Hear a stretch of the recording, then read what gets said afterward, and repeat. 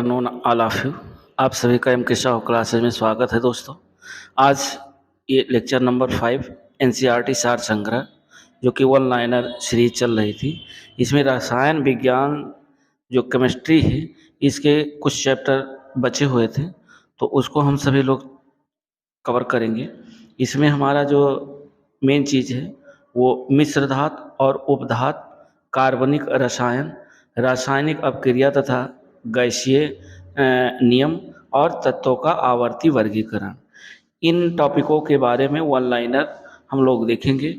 और इसके बाद रसायन विज्ञान का एक टॉपिक और आएगा जो कि आपका विविध पर आधारित होगा, और उसके साथ साथ हमारा रसायन विज्ञान कंप्लीट हो जाएगा। तो इन चैप्टरों से संबंधित जो है वन लाइनर हम लोग फास्ट रिवीजन के साथ देखेंगे ताकि ये कंप्लीट हो जाए। और दोस्तों जो लोग चैनल पे पहली बार हैं तो चैनल को लाइक, शेयर और सब्सक्राइब भी करें। साथ ही साथ इसके साथ साथ मॉर्निंग में आपकी एक वीडियो आती है जो कि घटना चक्र पूर्वालोकन, जिसमें सीरीज चल रही है भारत का भूगोल। भारत का भूगोल में सामान्य परिचय हो गया है। अब दोस्तों जो है भौतिक विभाजन आने वाला है, तो ये आप देखिए, ये इवनिंग में आपको एक देखने को मिलेगी और मॉर्निंग में आपका घटना चक्र जो कि आपका पूर्वानुमान पर आधारित है। तो दोस्तों वीडियो को देर न करते हुए शुरू करते हैं और इन टॉपिकों से संबंधित जो आपके वन लाइनर क्वेश्चन हैं तो वन लाइनर को देखते हैं फास्ट रिवीजन के साथ, क्योंकि ताकि आपका एग्ज़ाम कंप्लीट होने से पहले पहले आपकी सारी चीज़ें कवर हो जाए। तो देखते हैं दोस्तों, पहला पॉइंट करा कि मिश्र धातु में किस पदार्थ के सम्मिश्रण से स्टेनलेस स्टील अचुंबकीय हो जाता है। तो वो दोस्तों जो सम्मिश्रण है वह निकेल है। निकेल एक मिश्र धातु है जो स्टेनलेस स्टील अचुंबकीय हो जाता है। अगला पॉइंट कह रहा है कि मिश्र धातु में जो यौगिक तथा विलयन दोनों रूपों में हो सकती है, यानी मिश्र धातु यौगिक भी हो सकता है और विलयन भी हो सकता है। अगला पॉइंट करा कि वायुयान का ढांचा बनाने में किस मिश्र धातु का प्रयोग किया जाता है। तो वो दोस्तों जो मिश्र धातु का प्रयोग किया जाता है उसका नाम है डोरेलुमिन धातु का प्रयोग किया जाता है मिश्र धातु का, जो कि वायुयान का ढांचा बनाने में प्रयोग किया जाता है। नेक्स्ट पॉइंट कह रहा है दोस्तों गैसोहॉल किन पदार्थों का मिश्रण है। तो गैसोहॉल एथिल एल्कोहल और प्लस पेट्रोल, इन दोनों का मिश्रण होता है गैसोहॉल। नेक्स्ट पॉइंट कह रहा है कि टाका किसका मिश्रण होता है। तो टाका में जो मिश्रण लगाया जाता है दोस्तों वो सीसा और टिन। देखिए टाका किस चीज़ में लगता है, चांदी का कोई सामान आप बनवा रहे हैं या कोई भी आप ज्वेलरी बनवा रहे हैं तो उसमें टाका लगता है, और टाका में जो दोस्तों है वो सीसा और टिन दो मिश्र धातुएं मिक्स होती हैं। अगला पॉइंट कह रहा है कि गैल्वेनीकृत दोस्तों कई बार पूछा गया है। तो गैल्वेनीकृत लोहे पर किस पदार्थ का लेप किया जाता है। तो इस पे दोस्तों जस्ते का लेप किया जाता है। वेरी वेरी इंपॉर्टेंट पॉइंट है। अगला पॉइंट कह रहा है कि पीतल किन धातुओं के मिश्रण से बनी होती है। तो दोस्तों पीतल जो बना होता है वो तांबा और जस्ता दो मिश्र धातु होती हैं जिससे पीतल बना होता है। अगला पॉइंट कह रहा है कि तांबा को Cu और टिन को Sn के मिश्रण से कौन सी धातु बनती है, यानी टिन और तांबा को यदि मिला दिया जाए तो कौन सी धातु बनेगी। तो दोस्तों कांसा बनेगा, जिसे ब्रोंज के नाम से जाना जाता है। और अगला है स्टील की कठोरता प्रदान करने के लिए उसमें क्या मिलाया जाता है। तो स्टील की कठोरता प्रदान करने के लिए दोस्तों कार्बन की मात्रा उसमें मिलाई जाती है। अगला पॉइंट कह रहा है कि मिश्र धातुएं अधिक शक्तिशाली, संरक्षण, प्रतिरोधी तथा धातुओं की तुलना में अधिक लागत जो प्रभावी होती हैं। तो ये भी ध्यान रखिएगा, जो मिश्र धातुएं हैं वो अधिक शक्तिशाली होती हैं, संक्षारण प्रतिरोधी होती हैं तथा धातुओं की तुलना में अधिक इसमें लागत लगता है। और अगला पॉइंट है कह रहा जंग रहित लोहा बनाने में कौन सी धातु प्रयोग की जाती है, यानी ऐसा लोहा जिसमें जंग ना लगे। तो ऐसी जो धातु होती है वो दोस्तों क्रोमियम का प्रयोग किया जाता है। क्रोमियम का प्रयोग करने से जो है लोहे में जंग नहीं लगता है। अगला पॉइंट कह रहा है कि रासायनिक दृष्टि से जो सिंदूर है वो किसका मिश्रण है। तो सिंदूर दोस्तों मर्क्यूरिक जो सल्फाइड है इसका मिश्रण होता है सिंदूर में। नेक्स्ट पॉइंट कह रहा है कि हवाई जहाज तथा रेल के डिब्बे में पुर्जों पुर्जों के रूप में किस धातु के निर्मित मिश्र धातु का प्रयोग किया जाता है? तो हवाई जहाज और रेल के डिब्बे में जो पुर्जे के रूप में धातुएं प्रयोग की जाती हैं वो दोस्तों एल्युमिनियम धातु का प्रयोग किया जाता है। तो इसका जो राइट आपका है वो एल्युमिनियम होगा। नेक्स्ट पॉइंट कह रहा है कि सिलिकॉन। सिलिकॉन दोस्तों और सिलिकॉन का जो संक्षिप्त रूप है SI है। ऑक्सीजन को O से इंडिकेट करते हैं। का संयुक्त रूप पूछ रहा है क्या है? तो सिलिकॉन और ऑक्सीजन का जो संयुक्त रूप है वो दोस्तों सिलिकॉन डाइऑक्साइड है, यानी SiO2 है। ये वेरी वेरी इंपॉर्टेंट है, ये पूछा गया एग्जाम में। नेक्स्ट पॉइंट कर रहा है जल और चाक के मिश्रण। जल और चाक के मिश्रण को किस विधि के द्वारा पृथक किया जाता है? तो जल और चाक के मिश्रण को अवसाद क्रिया द्वारा इसे अलग किया जाता है। अवसादन की क्रिया द्वारा इसे पृथक किया जाता है। अगला पॉइंट कह रहा है कि फाइबर ग्लास जो होते हैं को विद्युत रोधी बनाने के लिए कौन सी उपधातु प्रयुक्त होती है? तो फाइबर ग्लास को विद्युत रोधी बनाने के लिए बोरान उपधातु का प्रयोग किया जाता है। और नेक्स्ट पॉइंट हम लोग देखते हैं। अगला पॉइंट कह रहा है कि कौन सी जो धातु है, कौन सी उपधातु शुद्ध रूप में एल्युमिनियम के समान दिखाई देती है? यानी ऐसी कौन सी उपधातु है जो एल्युमिनियम के जैसा दिखती है? तो वो दोस्तों है सिलिकॉन धातु। अगला पॉइंट कह रहा है कि लेड्स में प्रयोग किया जाने वाला जो गैलियम आर्सेनाइड गैलियम आर्सेनाइड ये किस उपधातु का यौगिक है? तो ये दोस्तों आर्सेनिक का यौगिक है। अगला पॉइंट है आपका करा कौन सी उपधातु पेयजल में मिश्रण होकर मानव स्वास्थ्य के लिए घातक होती है? तो वो दोस्तों होती है आर्सेनिक धातु जो कि मानव स्वास्थ्य के लिए बहुत ही घातक होती है। और ये वेरी इंपॉर्टेंट है, कई बार ये पूछा भी गया है। तो ये कौन सी उपधातु है? तो ये आर्सेनिक उपधातु है जो कि मिश्रित होकर मानव स्वास्थ्य के लिए घातक प्रभाव डालती है।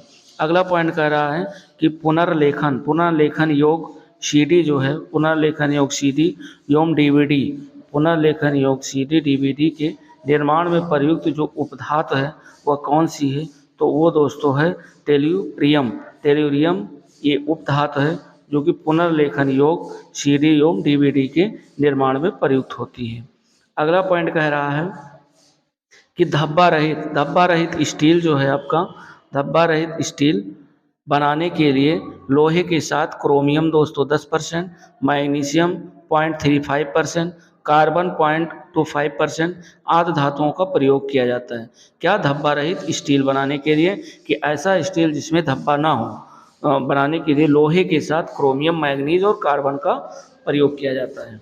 अगला पॉइंट कह रहा है कि कैमरा एवं सूक्ष्मदर्शी लेंस, कैमरा तथा सूक्ष्मदर्शी लेंस में किस उपधातु का प्रयोग किया जाता है? तो कैमरा एवं सूक्ष्मदर्शी लेंस में जर्मेनियम उपधातु का प्रयोग किया जाता है। नेक्स्ट पॉइंट कह रहा है कि ट्रांजिस्टर जो होता है बाजा एवं कंप्यूटर की जो चिप होती है, ट्रांजिस्टर और कंप्यूटर की चिप के निर्माण में किस उपधातु का प्रयोग किया जाता है? तो वेरी इंपॉर्टेंट है दोस्तों, ये सिलिकॉन धातु का प्रयोग किया जाता है। अगला पॉइंट कह रहा है कि मैग्नेलियम किन उपधातुओं की मिश्र धातु है? तो ये दोस्तों है एल्युमिनियम, मैग्नीशियम तथा आयरन, यानी एल्युमिनियम, मैग्नीशियम और आयरन ये तीन जो है धातुओं को मिश्रित करके मैग्नेलियम धातु का निर्माण किया जाता है। नेक्स्ट पॉइंट कह रहा है कि स्टील, पीतल, कांसा, तांबा में कौन सा मिश्र धातु नहीं है? ये आपको बताना है। तो तांबा दोस्तों ये मिश्र धातु नहीं है, बाकी स्टील भी मिश्र धातु है, पीतल भी मिश्र धातु है और कांसा भी आपका मिश्र धातु है। अगला पॉइंट कह रहा है कि अमलगम क्या होता है? तो पारे के साथ किसी अन्य धातु का यदि मिश्रण किया जाए, यानी पारे के साथ किसी अन्य धातु का मिश्रण किया जाए तो वो अमलगम के नाम से जाना जाता है। अगला पॉइंट कह रहा है कि सर्वाधिक मात्रा में सिलिका का प्रयोग किस प्रकार के कांच के निर्माण में होता है? तो सबसे अधिक मात्रा में जो सिलिका का प्रयोग किया जाता है वो दोस्तों क्वार्ट्ज कांच में किया जाता है। और अगला नेक्स्ट पॉइंट हम लोग देखते हैं। अगला पॉइंट कह रहा है कि जर्मन जो सिल्वर है, जर्मन सिल्वर में कौन सी धातु होती है? तो जर्मन सिल्वर में दोस्तों 3 धातुएं होती हैं, एक तो तांबा, फिर जस्ता और निकेल। अगला पॉइंट कह रहा है कि पेयजल में आर्सेनिक की कितनी मात्रा सुरक्षित मानी जाती है? तो दोस्तों आर्सेनिक में, पेयजल में जो आर्सेनिक होता है वो 10 भाग प्रति बिलियन जो है सुरक्षित मानी जाती है। नेक्स्ट पॉइंट कह रहा है कि पीतल, कांसा, जर्मन सिल्वर, पीतल, कांसा तथा जर्मन सिल्वर, इन सभी में उभय घटक के रूप में कौन सी धातु उपस्थित होती है? तो वो दोस्तों उपस्थित होती है तांबा। और अगला पॉइंट हम लोग देखते हैं। अगला पॉइंट कह रहा है कि उपधातुएं 7 हैं। कौन कौन? एक तो बोरान है, आर्सेनिक है, पोलोनियम है, सिलिकॉन है, अल्टीमनी है, जर्मेनियम है और टेल्यूरियम है। तो दोस्तों ध्यान रखिएगा, पूछ सकता है वन लाइनर में कि उपधातुएं कितनी होती है? 7 होती हैं और 7 के ये नाम हैं। अब आगे हम लोग देखते हैं कुछ सामान्य जो मिश्र धातु हैं उनको देख लेते हैं कि मिश्र धातु और संघटक यानी किस किस से बना हुआ है। कंपोजिशन तो कांस जो जिसे ब्रोंज कहते हैं, ये मानव द्वारा निर्मित प्रथम मिश्र धातु है। पूछ सकता है कि मानव द्वारा निर्मित प्रथम जो मिश्र धातु है वो क्या है? तो वो दोस्तों कांस है। और कांस किन किन धातुओं से मिलकर बना है? तो तांबा और टिन से। तांबा 88% और टिन 12%, इन दोनों धातुओं से मिल करके कांस ब्रोंज बना हुआ है। अगला है पीतल। पीतल में तांबे की 70% मात्रा और जिंक की 30% मात्रा मिल करके पीतल बना हुआ है। गन मेटल की बात करें तो गन मेटल में तांबा 88%, टिन 8 से 10% तथा जिंक 2 से 4% मिल करके गन मेटल का निर्माण होता है। आगे टांका की अगर बात करें तो टांका में दोस्तों टिन 50 से 60% और लेड 40 से 50%, ये दो मिश्र धातुएं मिल करके टांका का निर्माण करती हैं। और अगला पॉइंट हम लोग देखते हैं बेल मेटल में तांबा 80% और टिन 20%, यानी ये दो धातुएं मिल करके बेल मेटल का निर्माण करती हैं। रोल्ड गोल्ड की अगर बात करें तो तांबा उसमें 90%, एल्युमिनियम 10% धातुएं होती हैं। और डच मेटल की बात करें तो तांबा 80 से 85% और जस्ता 15 से 20% मिल करके डच मेटल बनता है। धब्बा रहित जो इस्पात है जिसे कहते हैं, तो इसमें क्रोमियम 15 से 20%, निकेल 8 से 10% तथा जो है साधारण बाकी जो बचा वो साधारण इस्पात, यानी ये 3 धातुएं मिलकर के धब्बा रहित इस्पात का निर्माण करते हैं। अगला अगर पॉइंट की हम बात करें तो क्रोम स्टील किस किस से बना होता है? तो क्रोमियम और आयरन, कार्बन, मैग्नीज से मिलकर के क्रोम स्टील बना होता है। मैग्नीशियम की अगर बात करें तो इसमें एल्युमिनियम मिश्र धातु, मैग्नीशियम और आयरन मिल करके मैग्नीशियम बना हुआ है। और ड्यूरालुमिन जो धातु है उसमें एल्युमिनियम, मैग्नीशियम और कॉपर से मिल करके बना होता है। और नेक्स्ट है जर्मन सिल्वर। जर्मन सिल्वर में जो धातुएं मिली होती हैं दोस्तों, उसमें कॉपर है, जिंक है और निकेल है। अगला जो पॉइंट है वो क्रोम वैनेडियल स्टील जो है, इसमें आयरन 97% और क्रोमियम 0.8 से 1.8 और मैग्नीज और कार्बन, यानी ये 4 धातुएं मिल करके क्रोम वैनेडियम स्टील का निर्माण होता है। टंगस्टन स्टील की बात करें तो इसमें टंगस्टन, आयरन और कार्बन मिलकर के बने होते हैं। और एल्युमिनियम ब्रॉन्ज की अगर बात करें तो कॉपर और एल्युमिनियम मिलकर बना होता है। नाइक्रोम की अगर बात करें तो इसमें निकेल जो होता है 55 से 60%, क्रोमियम 20%, आयरन 20 से 25%। तो ये दोस्तों कुछ जो थी आपकी जो मिश्र धातुएं हैं और संघटक, यानी ये मिश्र धातुएं किस किस से मिलकर के बनी हुई हैं, तो ये हम लोगों ने देखा। अब हम लोग पॉइंट वाइज वन लाइनर देखते हैं आगे। कह रहा है कि पॉलीथीन का निर्माण दोस्तों किस रसायन बहुलीकरण के द्वारा किया जाता है? तो पॉलीथीन का जो निर्माण है वो एथिलीन बहुलीकरण के द्वारा किया जाता है। नेक्स्ट पॉइंट कह रहा है कि डीजल इंजन में प्रयुक्त होने वाला जो ईंधन है वो कौन सा है? तो डीजल इंजन में प्रयुक्त होने वाला जो ईंधन है वो दोस्तों डीजल की वाष्प और वायु है।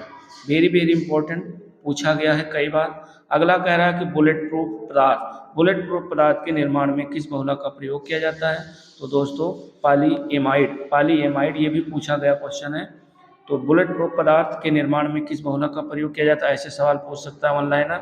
तो पॉलीएमाइड का प्रयोग किया जाता है। अगला पॉइंट कह रहा है कि कच्चे फलों को पकाने के लिए एसिटिलीन गैस का प्रयोग किया जाता है। बहुत बार ये एसिटिलीन गैस पूछी गई है कि कच्चे फल को पकाने में किस गैस का प्रयोग किया जाता है? तो एसिटिलीन गैस का प्रयोग किया जाता है।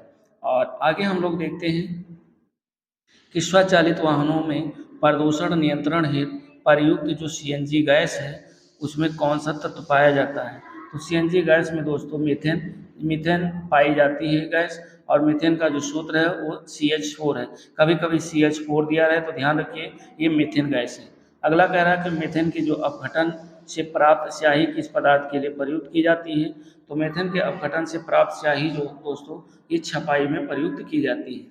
अगला पॉइंट कह रहा है कि वनस्पति तेलों के हाइड्रोजनीकरण, वनस्पति तेलों के हाइड्रोजनीकरण में किस उत्प्रेरक का प्रयोग किया जाता है। तो वो दोस्तों निकेल उत्प्रेरक का प्रयोग किया जाता है। अगला पॉइंट कह रहा है कि बिल्डिंग, बिल्डिंग में किस गैस का प्रयोग किया जाता है। तो बिल्डिंग में दोस्तों ऑक्सीजन तथा एसिटिलीन गैस का प्रयोग किया जाता है, यानी ऑक्सीजन और एसिटिलीन गैस का प्रयोग बिल्डिंग में किया जाता है। नेक्स्ट पॉइंट कह रहा है कि बर्तन की सतह पर न चिपकने वाले जो बहुलक हैं उनको क्या कहते हैं। तो उनको दोस्तों टेफ्लॉन के नाम से जाना जाता है। और अगला पॉइंट कह रहा है कि वाहन के इंजनों में उत्पन्न जो धात्विक ध्वनि है वो क्या कहलाती है दोस्तों। तो वो कहलाती है अपस्फोटन। जो धात्विक ध्वनि है वो अपस्फोटन के नाम से जानी जाती है।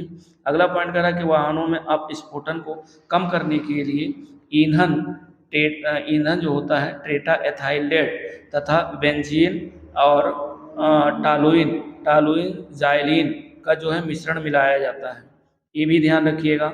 और दोस्तों पॉइंट बहुत ही इम्पोर्टेंट हैं, क्योंकि 2-3 जो है आपके जो चैप्टर वन लाइनर हैं उसके वन लाइनर इसमें शामिल किए गए हैं, ताकि वीडियो ज़्यादा ना हो। और एक विविध बचा हुआ है, विविध कंप्लीट करा करके आपका रसायन कंप्लीट हो जाएगा। और उसके साथ आपके जो है जीव विज्ञान के जो है लेक्चर चैप्टर वाइज आते रहेंगे, कोई दिक्कत नहीं है। साथ ही साथ हम लोगों का घटना चक्र पूर्वावलोकन भी चलता रहेगा। तो दोस्तों देखते हैं ऑटोमोबाइल जो इंजन होते हैं उसमें प्रतहीन के रूप में किसका प्रयोग किया जाता है। तो ऑटोमोबाइल इंजन में एथिलीन ग्लाइकॉल का प्रयोग किया जाता है। अगला पॉइंट कह रहा है कि भारी वाहनों में ईंधन के रूप में जो डीजल होता है, डीजल का प्रयोग क्यों किया जाता है। तो भारी वाहनों में ईंधन के रूप में डीजल का प्रयोग किया जाता है क्योंकि उच्च क्षमता और आर्थिक बचत के लिए। अगला पॉइंट कह रहा है कि भोपाल गैस जो त्रासदी की घटना घटी थी वो किस गैस के रिसाव के कारण हुई थी। तो वो दोस्तों मिथाइल आइसोसाइनेट के रिसाव के कारण हुई थी। वेरी वेरी इंपॉर्टेंट, कई बार ये जो है भोपाल गैस त्रासदी की घटना पूछी गई है, और ये घटना वो दोस्तों हुई थी वो 1984 की बात है। अगला पॉइंट हम लोग देखते हैं। अगला पॉइंट ये कह रहा है कि किस रासायनिक यौगिक को मेरबेन का तेल, यानी कौन सी ऐसी रासायनिक यौगिक है जिसे मेरबेन का तेल कहा जाता है। तो वो दोस्तों नाइट्रोबेंजीन है। नाइट्रोबेंजीन को मेरबेन के तेल के नाम से जाना जाता है।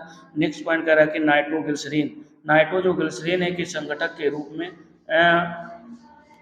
कार्डाइड और ब्लास्टिंग जिलेटिन पदार्थ का प्रयोग किया जाता है। अगला पॉइंट कह रहा है कि द्वितीय विश्व युद्ध के समय मलेरिया तथा टाइफाइड रोगों के उपचार के लिए किस टीके का प्रयोग किया गया था। तो वो दोस्तों है DDT टीके।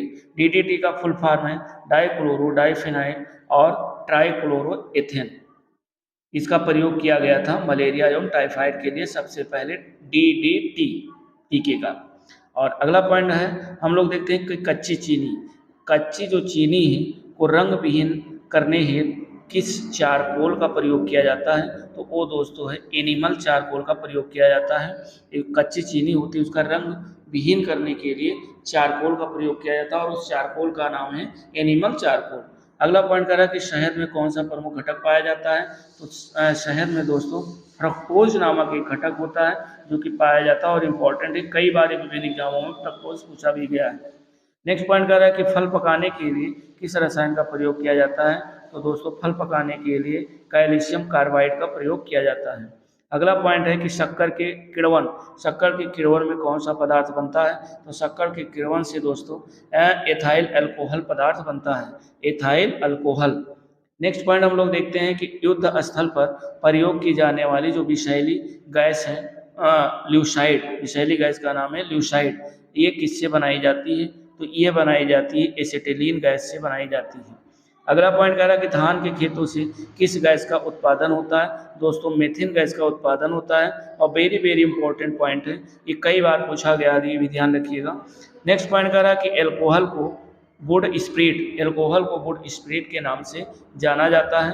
तो किस एल्कोहल को वुड स्प्रिट के नाम से जाना जाता है, और उस एल्कोहल का नाम है दोस्तों मिथाइल एल्कोहल। मिथाइल एल्कोहल को वुड स्प्रिट के नाम से भी जाना जाता है।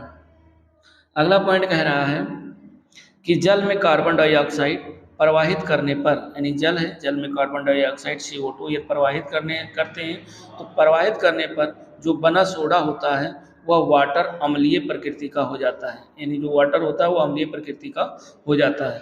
नेक्स्ट पॉइंट कह रहा है कि संशोधित स्पिरिट, संशोधित स्पिरिट में कौन सा रसायन होता है, संशोधित स्पिरिट में दोस्तों इथाइल अल्कोहल पाया जाता है, जो कि 95% इथाइल अल्कोहल होता है। नेक्स्ट पॉइंट कह रहा है कि बेकेलाइट, बेकेलाइट किन पदार्थों के संघटन से बना होता है, तो बेकेलाइट दोस्तों फिनान एवं फार्मेल्डिहाइड जो पदार्थ है, संघटक है, इससे बना होता है बेकेलाइट। अगला पॉइंट हम लोग देखते हैं कि किस विलायक का प्रयोग नेल पेंट हटाने वाले द्रव के रूप में किया जाता है, यानी नेल पेंट हटाने के लिए उस द्रव का प्रयोग किया जाता है, और उस विलायक का आपको नाम बताना है। तो उस विलायक का नाम दोस्तों है एसीटोन। एसीटोन विलायक का प्रयोग किया जाता है, ये ध्यान रखिएगा। और नेक्स्ट पॉइंट है किसका प्रयोग निश्चेतक के रूप में किया जाता है, तो दोस्तों क्लोरोफार्म। क्लोरोफार्म का प्रयोग निश्चेतक, जो जब ऑपरेशन डॉक्टर करते हैं तो बेहोशी के लिए निश्चेतक का प्रयोग किया जाता है, तो वो दोस्तों जो पदार्थ है उसको कहते हैं क्लोरोफार्म। CH और Cl3 ये क्लोरोफार्म का सूत्र है, और निश्चेतक वेरी इंपॉर्टेंट है, कई बार ये पूछा भी गया है। अगला पॉइंट कह रहा है कि किस विस्फोटक को नोबेल तेल के नाम से भी जाना जाता है, तो ये दोस्तों है TNG। TNG को जो है नोबेल तेल के नाम से भी जाना जाता है, ये एक विस्फोटक पदार्थ है, और ये पूछा भी गया है। और ये TNG का फुल फॉर्म की अगर बात करें तो ट्राई नाइट्रोग्लिसरीन है। अगला पॉइंट है कि घरेलू LPG सिलेंडर जो होते हैं में दाब मापक नहीं प्रदान किए जाते हैं, क्योंकि ये LPG सिलेंडरों में गैस की मात्रा को प्रदर्शित नहीं कर सकते हैं, इसीलिए LPG सिलेंडरों में दाब मापक नहीं प्रदान किए जाते हैं। और नेक्स्ट पॉइंट हम लोग देखते हैं। नेक्स्ट पॉइंट कह रहा है कि सभी जैव यौगिकों में अनिवार्य तत्व कौन सा है, तो सभी जो जैव यौगिक हैं उनमें जो अनिवार्य तत्व है वो दोस्तों वो कार्बन है। अगला पॉइंट कह रहा है कि फार्मेलिडेहाइड का 40% जो जलीय विलयन है वो क्या कहलाता है, तो वो दोस्तों कहलाता है फार्मेलीन। जो 40% जलीय विलयन है वो फार्मेलीन के नाम से जाना जाता है। अगला पॉइंट कह रहा है कि प्रकृति में सबसे अधिक मात्रा में पाया जाने वाला जो कार्बनिक यौगिक है वह कौन सा है दोस्तों, तो वो है सेल्यूलोज। सेल्यूलोज प्रकृति में पाया जाने वाला जो है कार्बनिक यौगिक है, जो कि सबसे अधिक मात्रा में पाया जाता है, भी ध्यान रखिएगा। तो प्रकृति में सबसे अधिक मात्रा में पाया जाने वाला जो कार्बनिक यौगिक है वो है सेल्यूलोज। सेल्यूलोज भी कई बार पूछा गया है, ध्यान रखिएगा। और ये सब वन लाइनर है, इसलिए हम लोग फास्ट डिवीजन के साथ चलते हैं, ताकि इसके साथ साथ अब आपको ऑब्जेक्टिव भी इससे देने हैं, तो आप पहले वन लाइनर देख लें फिर ऑब्जेक्टिव करें। अगला क्वेश्चन कह रहा है कि लौंग में कौन सा तेल पाया जाता है, तो लौंग में दोस्तों यूजीनॉल नामक तेल पाया जाता है। अगला पॉइंट कह रहा है कि मच्छर भगाने वाली दवाओं में कौन सा रसायन का उपस्थित होता है, तो मच्छर भगाने वाली दवाओं में जो रसायन प्रयुक्त होता है वो दोस्तों है एलिथ्रीन। अगला है मार्स गैस किसे कहते हैं, वेरी इंपॉर्टेंट है, और मेथिन गैस को दोस्तों मार्स गैस के नाम से भी जानते हैं। अगला है दुर्गंध युक्त मक्खन व दूध। दुर्गंध युक्त मक्खन व दूध में कौन सा अम्ल पाया जाता है, तो दुर्गंध युक्त मक्खन व दूध में क्रमशः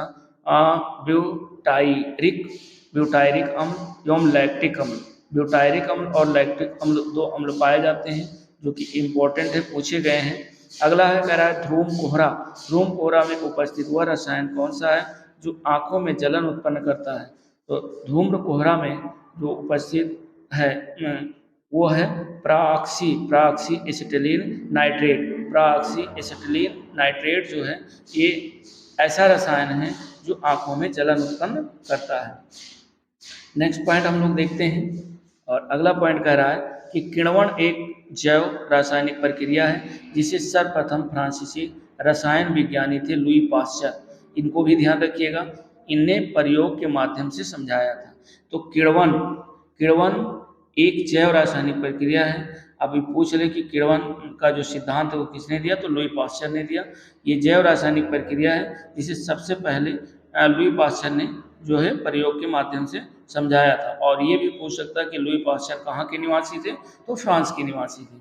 नेक्स्ट पॉइंट कह रहा है कि मनुष्य के लिए सर्वाधिक सर्वाधिक अनिवार्य जो वशीय अम्ल है वो कौन सा है, तो मनुष्य के लिए जो सर्वाधिक अनिवार्य वशीय अम्ल है वो दोस्तों लाइनोलिक अम्ल कहा जाता है।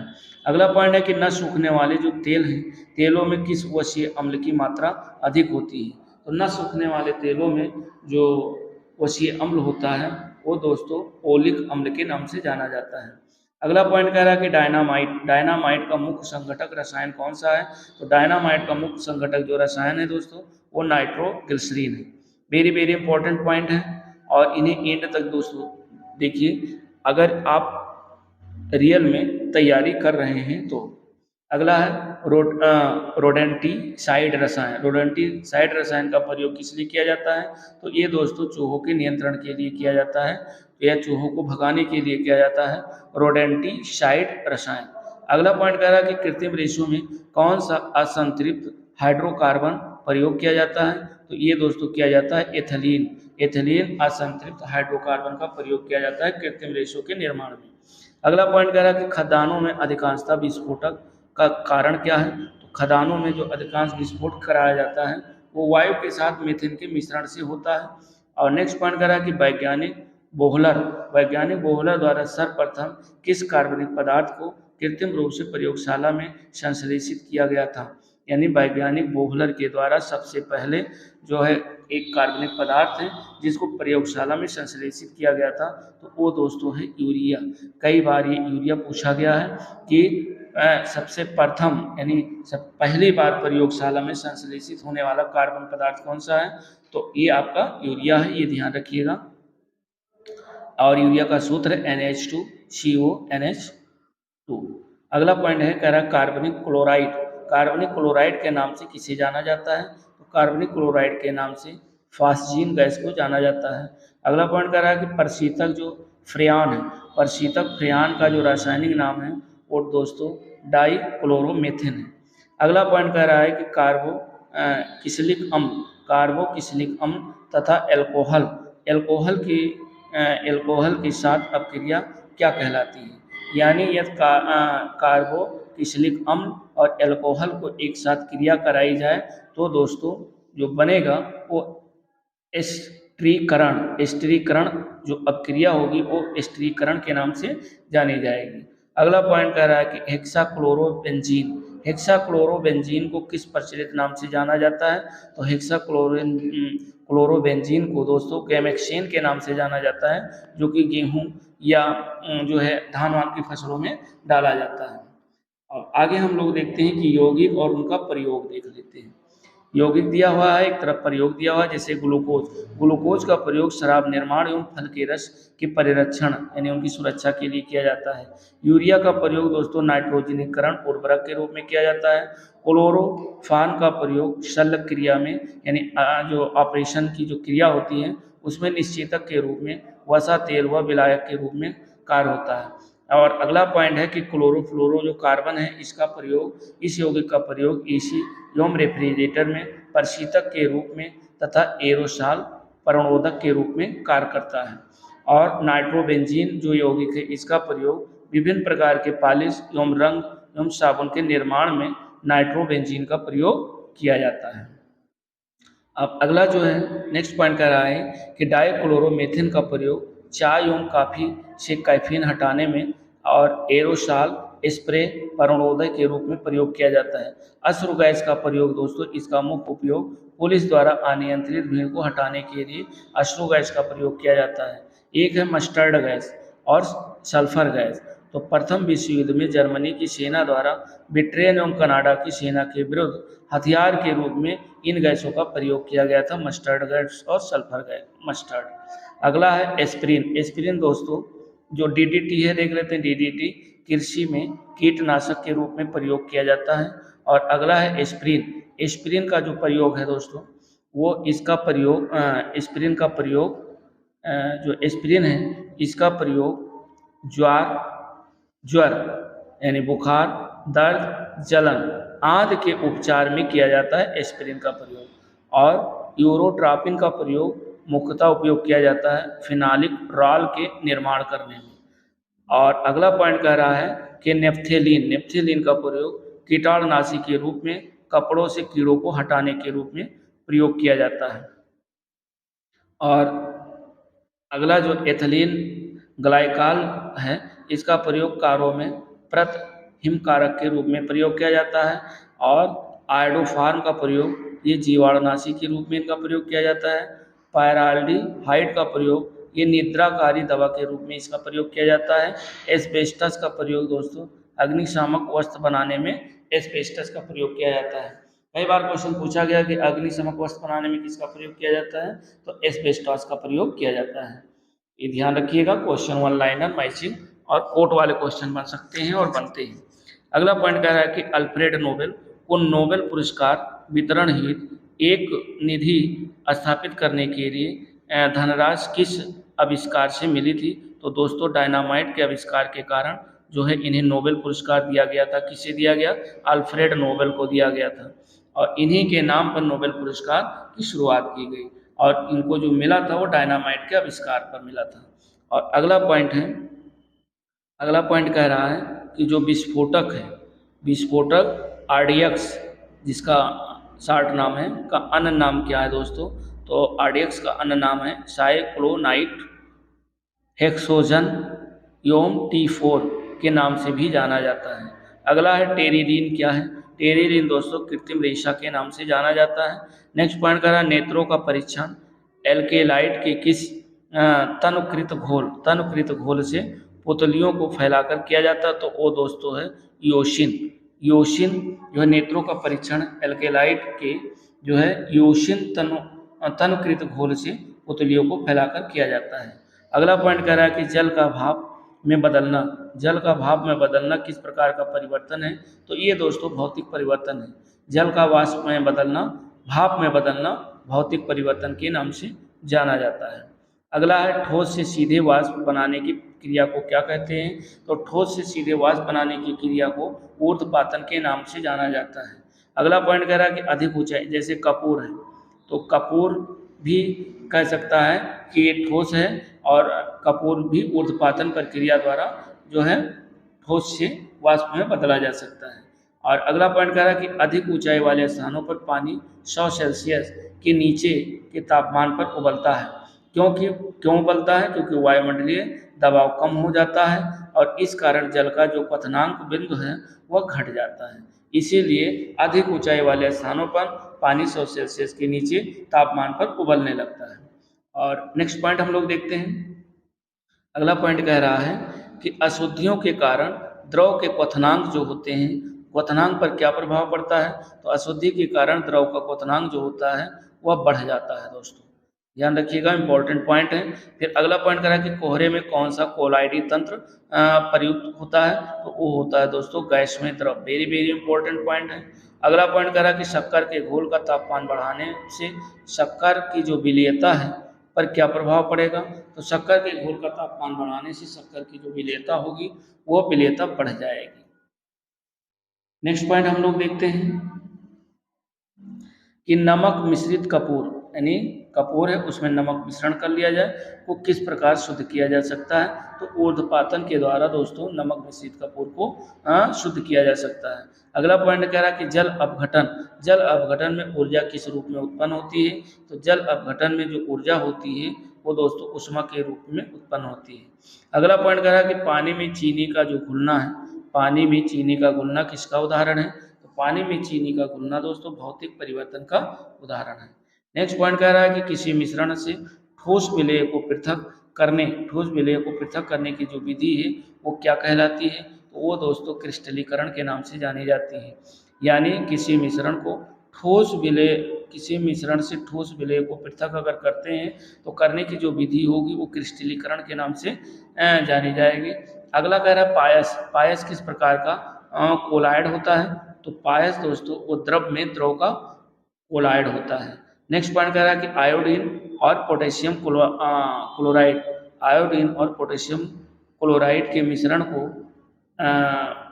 को किस प्रकार अलग किया जा सकता है, तो आयोडीन और पोटेशियम क्लोराइड के मिश्रण को ऊर्ध्वपातन विधि द्वारा अलग किया जा सकता है। अगला पॉइंट कह रहा है कि बायल का नियम किस स्थिति पर लागू होता है। तो बायल का नियम दोस्तों नियत ताप स्थिति पर लागू होता है।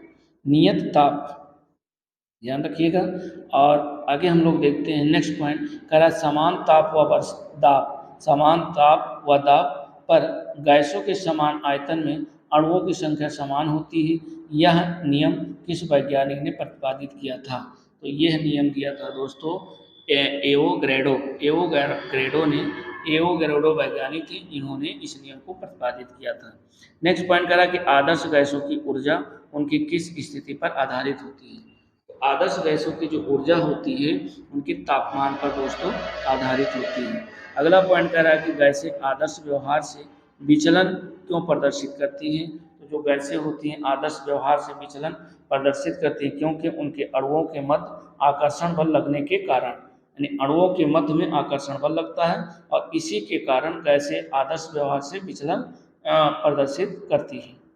आगे पॉइंट हम लोग देखते हैं और अगला पॉइंट कह रहा है कि दहन क्रिया, यानी जो जलन की क्रिया है, जलने की जो क्रिया है, अपक्रिया है, वो क्या है। तो दोस्तों ऐसी क्रिया को ऑक्सीकरण अपक्रिया के नाम से जानते हैं। अगला पॉइंट कह रहा है कि स्थिर ताप पर गैस प्रसारित करने पर, यानी स्थिर ताप पर गैस प्रसारित करने पर क्या प्रभाव पड़ता है। तो दोस्तों उसका दाब घट जाता है, यानी स्थिर ताप पर गैस प्रसारित करने पर गैस पर जो प्रभाव पड़ता है वह दाब उसका जो होता है वो घट जाता है। नेक्स्ट पॉइंट कह रहा है कि परम ताप किस नियम का परिणाम है। तो परम ताप दोस्तों चार्ल्स के नियम का जो है परिणाम है, यानी परम ताप जो नियम था वो चार्ल्स के नियम पर ही आधारित है और इन्होंने ही नियम दिया था। अगला है कह रहा है गैसीय समीकरण की अगर बात करें तो पीवी बराबर nRT में R क्या प्रदर्शित करता है। तो R दोस्तों एक मोल गैस को प्रदर्शित करता है। अगला पॉइंट कह रहा है कि आदर्श गैस की ऊर्जा निर्भर करती है। तो आदर्श गैस की ऊर्जा दोस्तों गैस के मोलों की संख्या पर निर्भर करती है, गैस के मोलों की संख्या पर निर्भर करती है। अगला पॉइंट कह रहा है कि पास्चुराइजेशन प्रक्रिया में दूध को पहले अधिक देर तक उच्च तापमान पर यानी लगभग 150 फ़ारेनहाइट तक गर्म किया जाता है और फिर एक निश्चित समय में अचानक ठंडा कर लिया जाता है। तो इसको क्या कहते हैं दोस्तों, इसको कहते हैं पास्चुराइजेशन।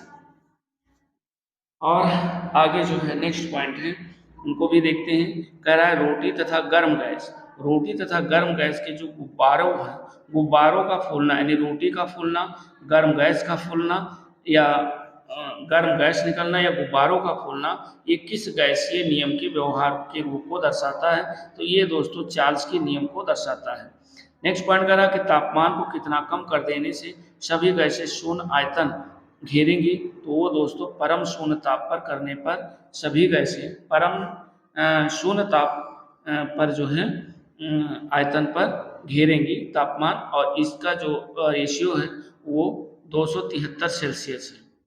तो 273 सेल्सियस जिसे परम शून्य ताप कहते हैं। तो इतने पर जो है ये ताप कम कर देने से सभी गैसें शून्य आयतन घेरेंगी। अगला पॉइंट हम लोग देखते हैं और नेक्स्ट पॉइंट कह रहा है कि स्थिर ताप पर किसी गैस का दाब 3 गुना कर देने पर, यानी स्थिर ताप पर किसी गैस का दाब जो है 3 गुना कर देने पर उसका आयतन हो जाएगा, उसका आयतन तिहाई हो जाएगा। नेक्स्ट पॉइंट कह रहा है कि एक गैस का जो वाष्प घनत्व है वो 14 है तथा उसका अणुभार कितना होगा। तो यदि गैस का वाष्प घनत्व 14 है तो अणुभार वाष्प घनत्व का दूना होता है, तो 14 दूना ये 28 हो जाएगा। अगला पॉइंट कह रहा है कि बादल स्काई किसका कोलाइडी परिक्षेपण है। जो बादल है वो कोलाइडी परिक्षेपण है, वायु के परिक्षेपण माध्यम में जल बिंदु का, वायु के परिक्षेपण माध्यम में जल बिंदु का।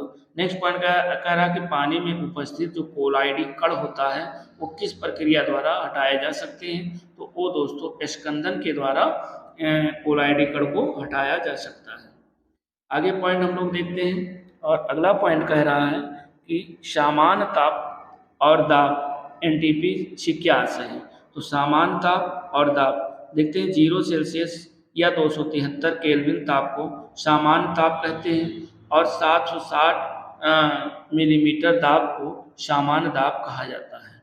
अगला पॉइंट कह रहा है कि किसी गैस की जो विसरण गति है, किसी गैस की विसरण गति तथा उसके अणुभार में क्या संबंध होता है।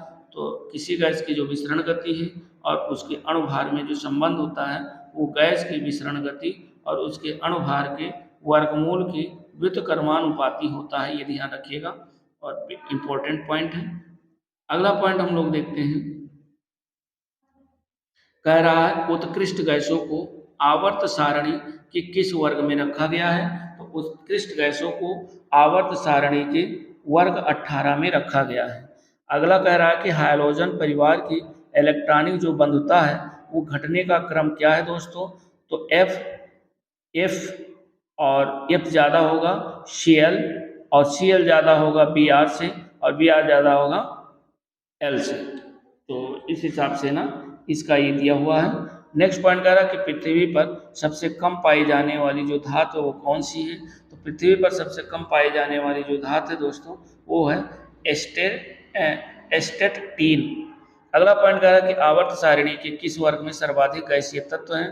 तो दोस्तों शून्य वर्ग में सभी गैसें अक्रिय गैस एवं परमाणविक गैस यानी परमाणविक तत्व ये शून्य वर्ग के अंतर्गत आते हैं। अगला पॉइंट हम लोग देखते हैं कि जब किसी परमाणु के बृहत्तम कोश में एक इलेक्ट्रॉन जोड़ा जाता है तो मुक्त ऊर्जा जो होती है वो इलेक्ट्रॉन बंधुता कहलाती है। अगला पॉइंट कह रहा है कि सर्वाधिक जो घनत्व है, सर्वाधिक घनत्व वाला तत्व कौन सा है। तो वो दोस्तों ऑस्मियम है। वेरी वेरी इंपॉर्टेंट, कई बार ये ऑस्मियम धातु पूछा भी गया है। तो सर्वाधिक घनत्व वाला जो तत्व है ऑस्मियम है। अगला पॉइंट कह रहा है कि आवर्त सारणी में हाइड्रोजन का कोई निश्चित स्थान न होने का क्या कारण है। तो वो दोस्तों है हाइड्रोजन का क्षार धातुओं व हाइड्रोजन दोनों से समानता रखता है। अगला पॉइंट कह रहा है कि तत्वों का कौन सा समूह है जो रेडियो सक्रिय समूह कहलाता है। तो वो दोस्तों है एक्टिनाइड समूह। एक्टिनाइड समूह जो है ये रेडियो सक्रिय समूह कहलाता है। अगला पॉइंट कह रहा है कि अधिकतम कृत्रिम जो तत्व हैं वो किस समूह में रखे जाते हैं। तो अधिकतम जो कृत्रिम समूह है वो एक्टिनाइड समूह में रखे जाते हैं। आगे हम लोग देखते हैं आवर्त सारणी में तत्वों के जो है गुण देख लेते हैं। तो इसमें दिया हुआ है गुण और वर्ग में ऊपर से नीचे जाने पर और आवर्त में बाएं से दाएं जाने पर। तो परमाणु का आकार बढ़ता है और यहाँ घटता है। विद्युत धनात्मकता बढ़ती है और यहाँ घटती है। आयन ऊर्जा घटती है और यहाँ बाएं वाले में बढ़ती है। और विद्युत ऋणात्मकता घटती है, ये बढ़ती है। इलेक्ट्रॉन बंधुता घटता है और ये बढ़ता है। तो ये दोस्तों अपने हिसाब से ना आवर्त सारणी देख लीजिएगा और आवर्त सारणी याद जरूर कर लीजिएगा। आगे पॉइंट हम लोग देखते हैं कि किस ब्लॉक में धात अधात उपधात सभी प्रकार के तत्व पाए जाते हैं। तो वो दोस्तों है पी ब्लॉक। पी ब्लॉक में धात अधात उपधात सभी प्रकार के तत्व पाए जाते हैं। नेक्स्ट पॉइंट कह रहा है कि आंतरिक संक्रमण तत्व क्या है। तो आंतरिक जो संक्रमण तत्व है वो लैथेनाइट व एक्टिनाइट श्रेणी के तत्व होते हैं। अगला पॉइंट कह रहा है कि आधुनिक आवर्त सारणी में तत्वों को किस प्रकार व्यवस्थित किया गया है। तो आधुनिक आवर्त सारणी में दोस्तों तत्वों को बढ़ते हुए प्रमाण क्रमांक के आधार पर व्यवस्थित किया गया है। अगला पॉइंट कह रहा है कि आवर्त सारणी के ऊर्ध्वाधर स्तंभ को क्या कहते हैं। तो उसे दोस्तों वर्ग का नाम दिया गया है, वर्ग कहते हैं।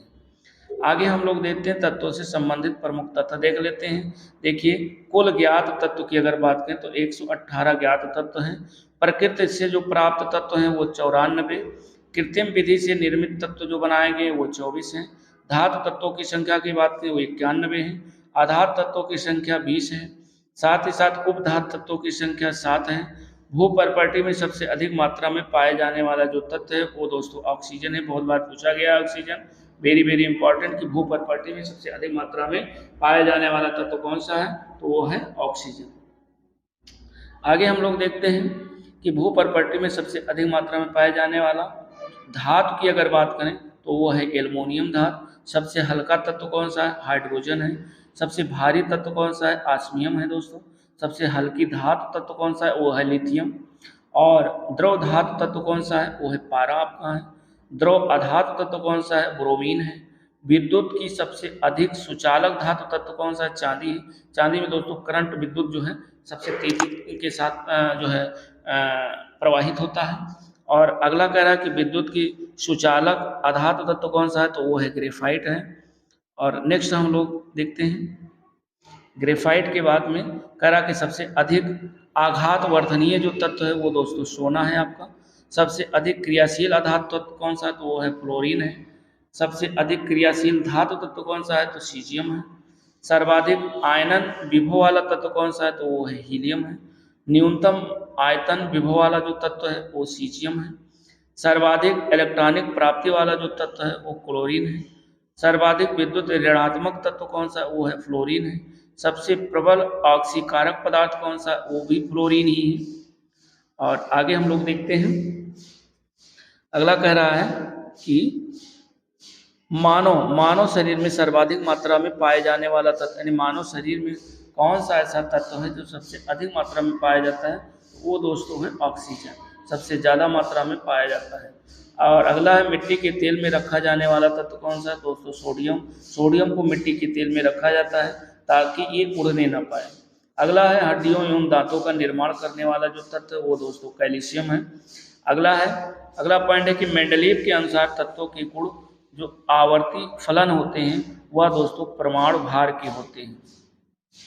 और आगे लास्ट पॉइंट है कह रहा है कि तत्वों के वर्गीकरण से संबंधित जो त्रिक है, त्रिक के नियम का प्रतिपादन दोस्तों किसने किया था तो त्रिक के नियम का जो प्रतिपादन है वो डोवे राइनर ने दिया था। त्रिक का नियम डोवे राइनर ने दिया था। वेरी इंपॉर्टेंट पॉइंट है, ये ध्यान रखिएगा। तो ये दोस्तों रहा हमारा एनसीईआरटी सार संग्रह वन लाइनर जो कि रसायन विज्ञान का ये 5वां लेक्चर है। 5वां लेक्चर थोड़ा बड़ा कर दिए क्योंकि इसमें 2-3 चैप्टरों को जो है वन लाइनर इसमें कवर किया गया है ताकि आपका जल्दी से जल्दी रसायन कंप्लीट हो जाए। अब रसायन कंप्लीट ही होने वाला है, बस एक लेक्चर इसका बाकी रह गया विविध, क्योंकि विविध बस ज़्यादा नहीं बड़ा है, 20-25-30 मिनट का वीडियो होगा। विविध हमारा कंप्लीट हो जाएगा, उसके बाद वन लाइनर आपका जीव विज्ञान का आएगा। और साथ ही साथ जो एक मॉर्निंग में आता है, मॉर्निंग में शुरू किए हैं अभी नई सीरीज घटना चक्र पूर्वावलोकन, उसमें हमारा जो है भारत का भूगोल शुरू किए हैं। भारत के भूगोल में सामान्य परिचय हो गया है। अब जो अगला लेक्चर आएगा वो भौतिक विभाजन आएगा। तो दोस्तों चैनल पे बने रहिए और चैनल को लाइक शेयर सब्सक्राइब जरूर करें और साथ ही साथ अपने मित्रों के साथ भी शेयर करें जिससे उन लोगों को इसका लाभ मिल सके। और मिलते हैं नेक्स्ट वीडियो के साथ, तब तक के लिए नमस्कार।